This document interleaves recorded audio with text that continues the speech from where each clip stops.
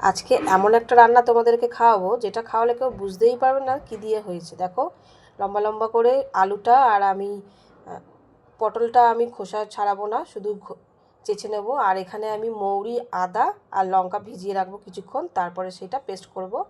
আর এটা নুন হলুদ মাখিয়ে আমি একে একে প্রথমে আলুটা ভেজে নিয়েছি, তারপরে আমি পটলগুলো ভেজে নেব, কারণ তেল নালে কালো হয়ে যাবে। তারপরে আমি এখানে ফোড়ন দেবো।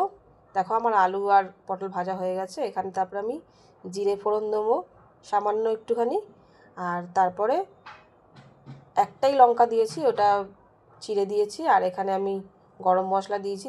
দেওয়ার পরে ওটা নেড়ে কিছুক্ষণ, তারপরে যেই মৌরি ভিজিয়ে রেখেছিলাম সেটা আমি বেটে ওটা আমি দিয়ে দেবো। তারপর নুন আর হলুদ আর সামান্য একটু লঙ্কার গুঁড়ো আমি দিয়েছি, না দেওয়ার মতন নামমাত্র। আর তারপরে আমি যেই হলুদ মাখানো ভাজাটা ছিল পটল আর আলুর, ওটা আমি দিয়ে দেবো। আর একটু সামান্য চিনি, আর এটা গ্রেভির জন্য দেওয়া হবে দুধ, আর কিচ্ছু নয়। এরপর আমি একটু নেড়ে চেড়ে একটা লঙ্কা যে যার মতন ঝাল কুচি করে দেবে, একটা হোক দুটো হোক দেবে।